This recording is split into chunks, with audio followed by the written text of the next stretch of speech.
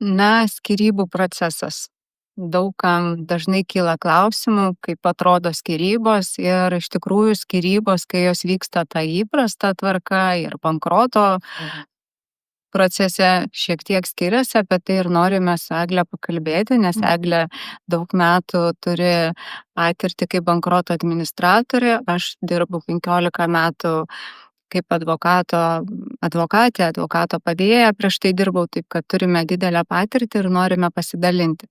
Tai bendraja prasme, kaip atrodo procesas. Arba bendrų sutarimų advokatas paruošia santuokos nutraukimo pasekmių sutartį ir joje aptaria svarbiausius klausimus, tai yra santuokos nutraukimas, jei yra nepilnamečių vaikų, tai kur gyvens vaikai, gyvenamoji vieta, išlaikymas vaikų, bendravimo tvarka, na ir aišku, turtiniai klausimai, kurie dažnai sukelia emocijų. Tai štai, jeigu žiūrėti tą bendrąją tvarką, tai galioja tokia presumpcija, per pusę dalinamas turtas, tokia bendra taisyklė, aišku, yra ir išimčių visokių, bet, žodžiu, darome balansą, žiūrime, kiek yra turto, dalinam per pusę, jeigu vienam turtas, kitam kompensacija, maždaug tokie yra bendri principai, kuriuos dažnai daug kas žino, daug aprašyta spaudoj, tačiau labai yra svarbus klausimai, kaip yra bankroto procese, Egle. Na, tarkime, bankrotas kaip vyksta, ne, patvirtinama yra tvarka, ta prasme, ten tas planas, ne? Taip, tai kartais žmonės lyg ir visai dar neblogai sutarė, pradeda bankroto bylą, patvirtina mokumo atkūrimo planą ir jie jau nusprendžia, kad tiesiog kartu bankrutuoti sunkiai sekasi ir jie tiesiog negali kartu vykdyti finansinių įsipareigojimų, atsiranda kitos priežastys ir nusprendžia skirti šeimą. Tai dažniausiai bankroto metu žmonės turto neturi, nebent tai yra kažkokie smulkūs apyvokos daiktai ir jie bendrų sutarimų padalina, tai esminis dalykas yra kreditorių informavimas ir tiesiog apibrėžimas, būtent susitarimas dėl vaikų, pas ką lieka vaikai gyventi, bendravimo tvarka ir išlaikymo dydis, kuris bankroto metu, dėja, negali būti labai didelis. Bankrotas tai yra toks ekonominis režimas, kada žmonės jau nebėra laisvi, sakykime, kiek norėtų, galbūt skirti savo vaikams ir galiausiai tuos klausimus gali kažkiek tai kištis ir kreditoriai. Tačiau jeigu nesprendžiami jokie klausimai dėl vaikų ir tik tai paprasčiausiai nutraukiama santuoka be turto, tai yra itin paprastas procesas ir netgi pabaigus tą procesą žmonės gali toliau bankrutuoti vienoje byloje, tik tai jų atsakomybės jau yra atskiriamos, mokėjimai yra atskiriami ir toliau žmonės gali susitarti ir sėkmingai bendradarbiauti. Ir aš labai visiems patariu, kad neverta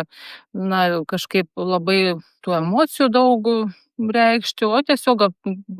apsimoka visą laiką bendradarbiauti ir geruoju susitarti ir pamatai per laiką, kad galbūt tai buvo tik tai laikinas etapas ir vėliau tikrai su žmogumi galima išlaikyti gerus santykius.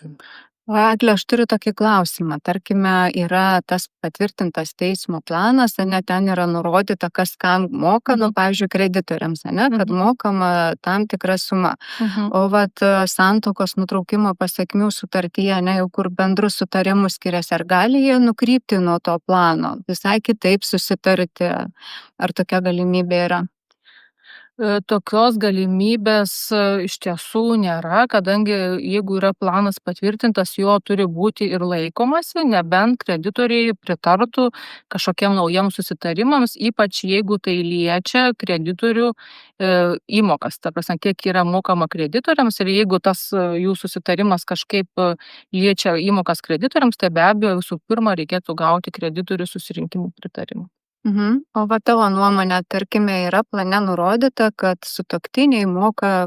pavyzdžiui, 500 eurų ar 200 išskaičiuojama ten kažkokiam kreditoriui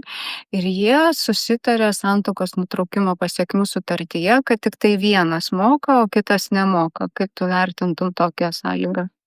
Tai jau būtų laikoma kaip neteisėtu susitarimu dėl to, kad bankrutuojant abu sutuoktiniai turi mokėti, abudu žmonės atkūrinėja savo mokumą, nepaisant to, ar jie susituokia ar ne. Na, aišku, jeigu susituokia, tai yra bendras ūkis ir